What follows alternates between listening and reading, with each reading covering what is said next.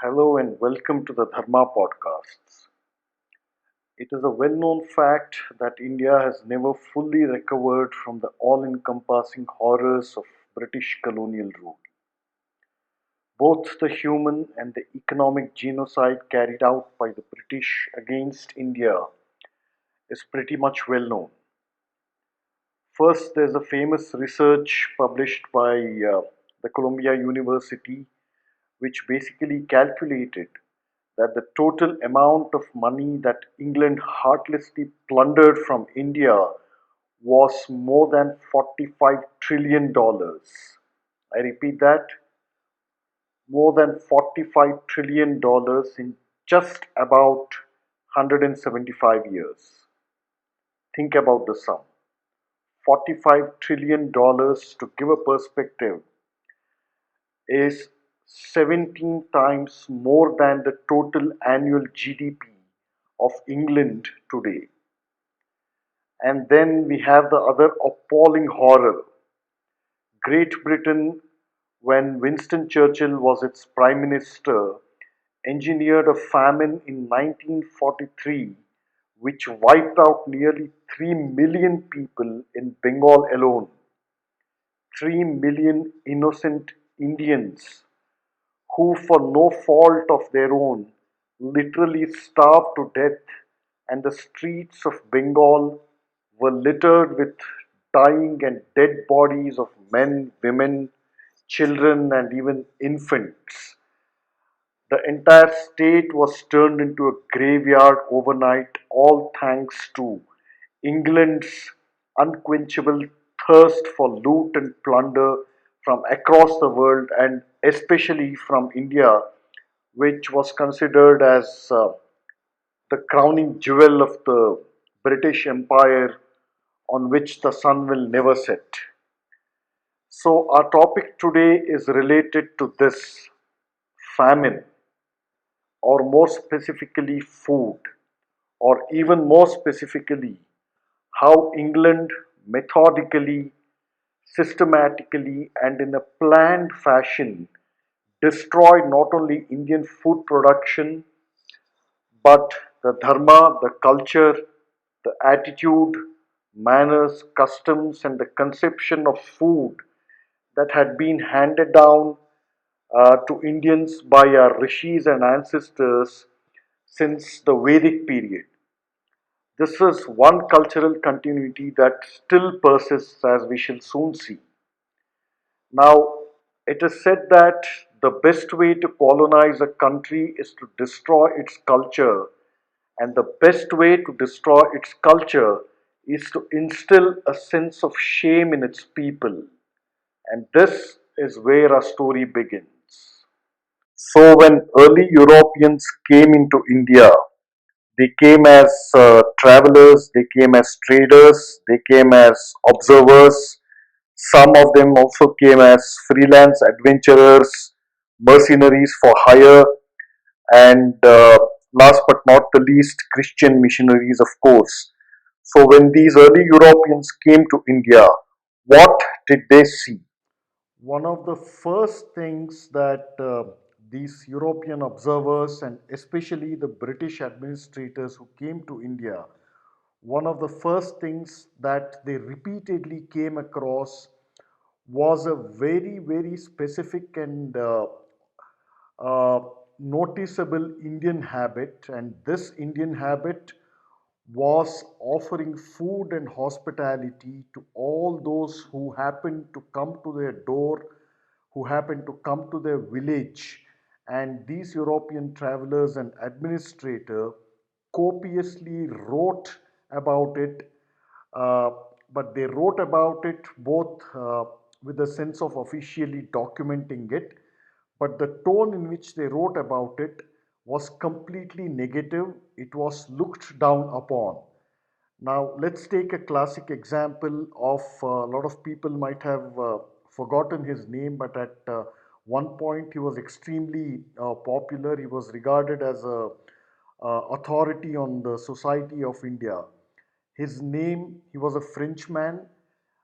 His name was Abbe J.A. Dubois.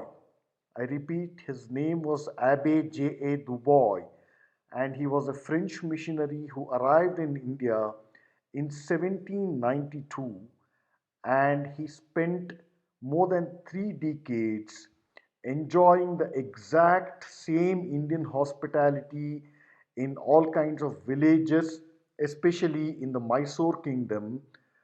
He enjoyed the hospitality, but he pretended all the while to live as one among the villagers. What he was especially doing was collecting intelligence, collecting social intelligence about uh, Hindus, especially. Abbe Dubois is revered as the first sociologist of India for all his observations on what he calls as the Hindu manners, customs, and ceremonies. This is what he writes in his extensive documentation.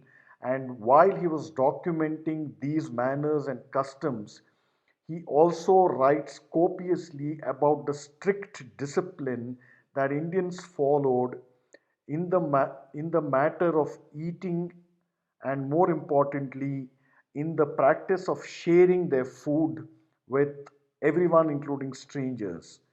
Now, this is what Abbe writes about the rather elaborate ceremony, and the ceremonies are still available, visible, practiced even today in villages.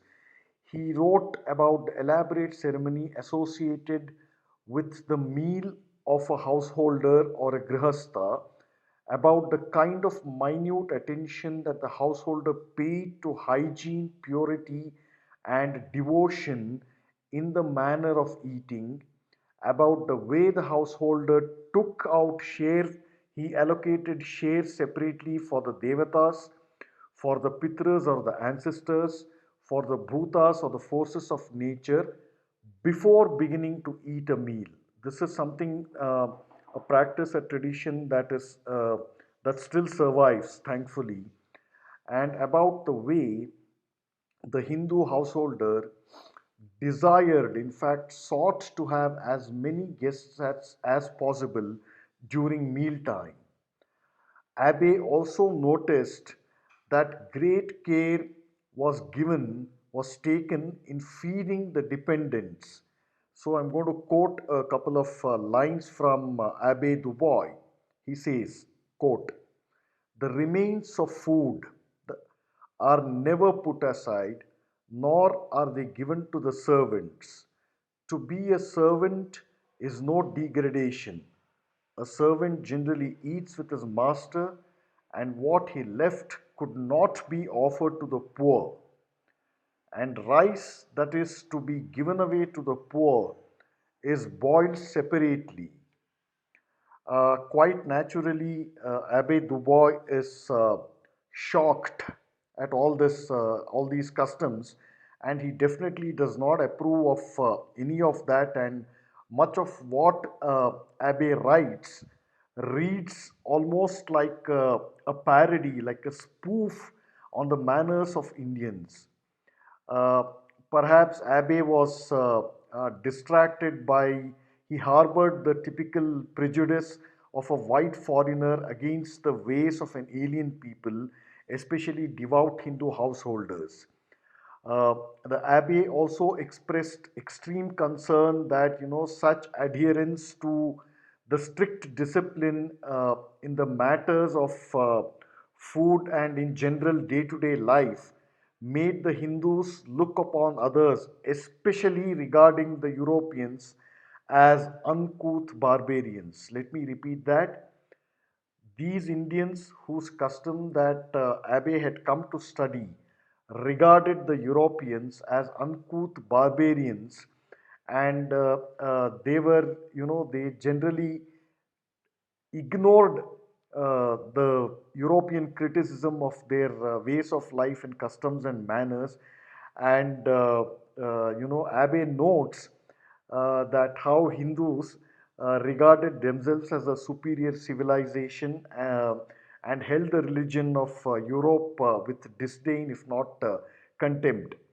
Uh, and now it was probably this discipline, this elaborate insistence on the sanctity and the sharing of food of the Hindu householder, uh, that was an inheritance of his civilization, which made this French missionary Abbe, uh, he was completely annoyed at the kind of superiority that these Hindus displayed, and condescension that the Hindus displayed towards the Europeans.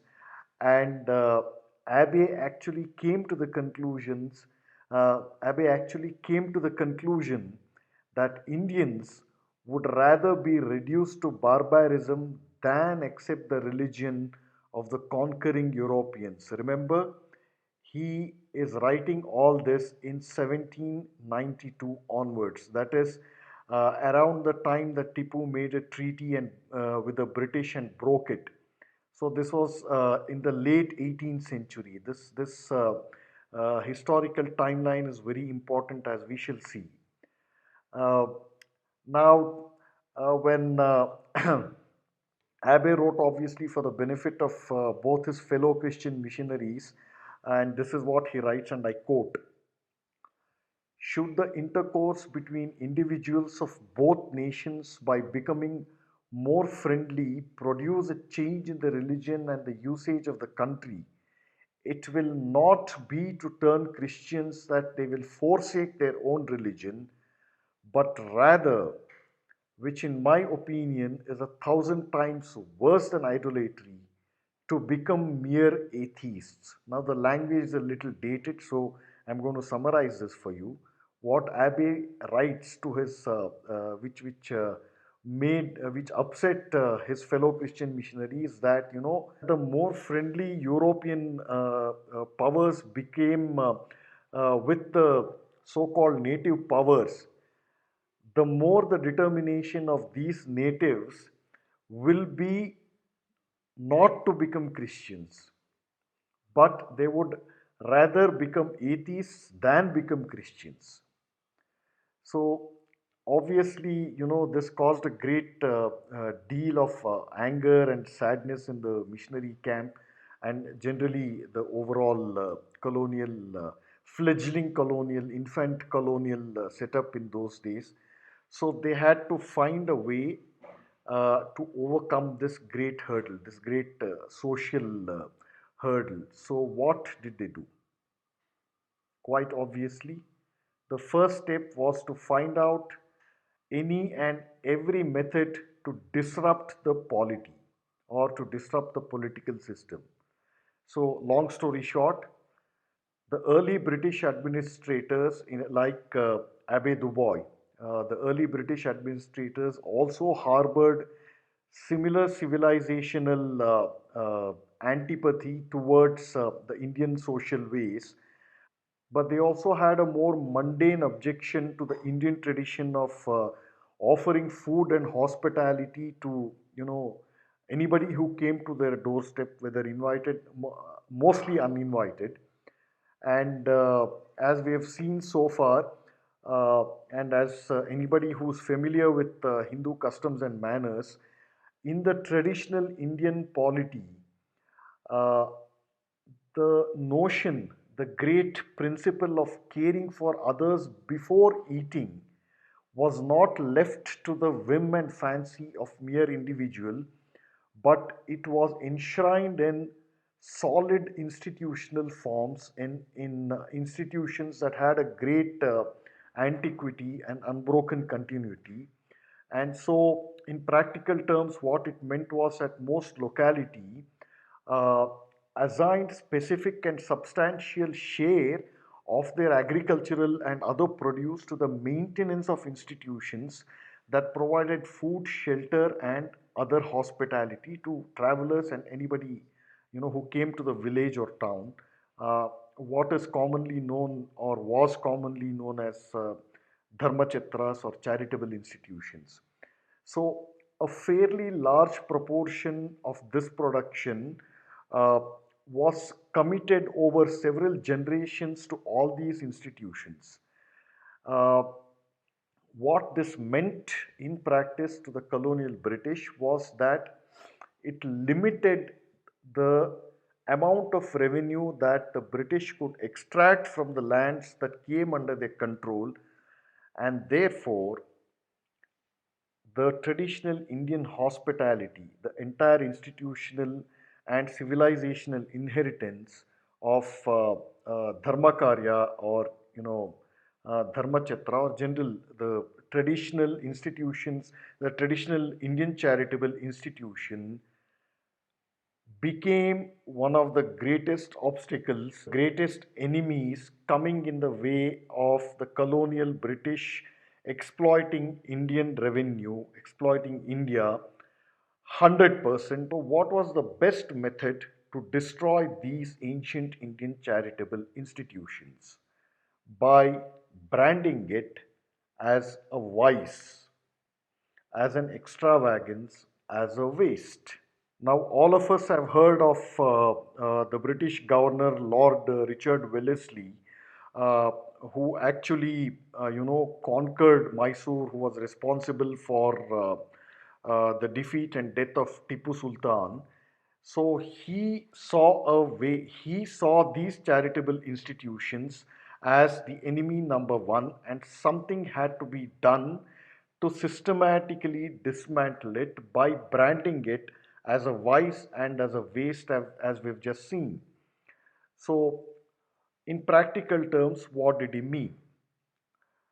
He instructed the British resident at Mysore about the affairs of this newly conquered state. By now, the royal Wadiyar family had been restored with their hereditary kingdom, and uh, a resident was appointed by the East India Company under the orders of the same Richard Wellesley.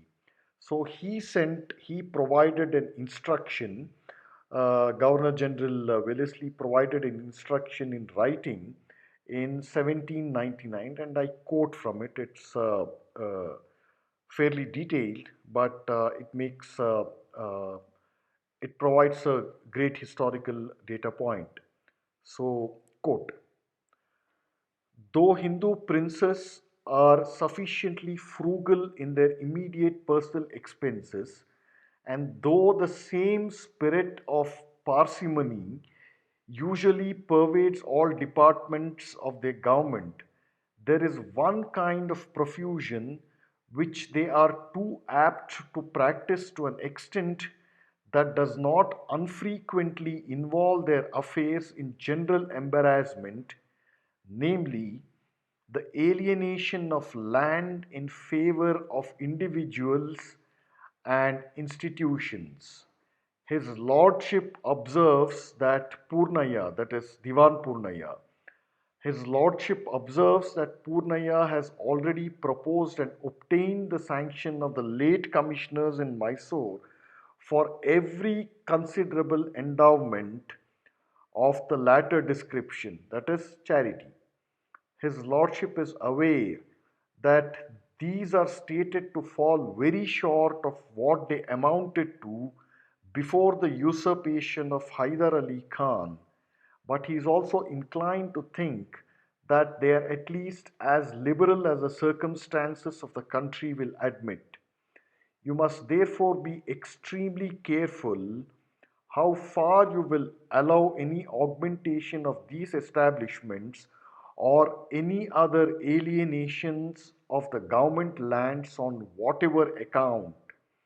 It will be proper that you should come to very explicit understanding with Purnaya on this matter, letting him plainly know that no grants of the nature in question must ever be made without your permission, or impress him with the necessity of enforcing the stipulations of the fourth article of the Treaty of Srirangapattanam than any departure, either open or secret, from his lordship's injunction in this matter. So, just to summarize this long text, this is what it meant. Now, the fourth article in the Treaty of Srirangapatna gave the British Governor General the unfettered right to issue rules, orders, and ordinances for the internal management of any branch of the Mysore government and to bring it under the direct management of the East India Company. So, what Wellesley means when he talks about endowments and institutions is precisely the unbroken institutional practice and precept of Hindu charitable institutions. Let's look at this in more concrete terms. Let's take the case of the same Diwan Purnaya, who was reinstalled as the chief minister of the Mysore state, now restored to the Wadiyars. And he was actually the de facto ruler in the sense that he was a regent of Krishnaraja Wadiyar III, who was still a boy of about 7 or 8 years. Uh, he was a regent of the Wadayar dynasty, but he actually administered the state on behalf of the British, and he had to bow down to the pressure of Lord Wellesley, the Governor General, and he cut down the resources assigned to Hindu charitable institutions from 2 lakh 33,954 pagodas. That is roughly about 8 lakh 55,000 rupees in of those days. You can make the calculation of how much 8 lakh 55,000 rupees translates in today's terms. So Diwan Purnaya had to reduce this allocation to just about 57,000 pagodas in the very first year of his administration. So where was this amount of 8 lakh 55,000 rupees allocated to? It was assigned to Hindu temples, it was assigned to Hindu matams, it was assigned to various Hindu and Muslim charitable institutions, which got a huge boost during the rule of Hyder Ali and Tipu Sultan. This was cut down by nearly one fifth. And what happened next was a systematic dismantling of Hindu charitable institutions, which indirectly led to another planned reduction in Indian food production, which is something we shall see in the next part of this series. If you liked this episode, if you love the content on the Dharma podcasts, please share our episodes and don't forget to subscribe to our channel to empower us to create more such podcast episodes on different topics. Please also consider making a contribution by clicking the link given below in the description. Thank you.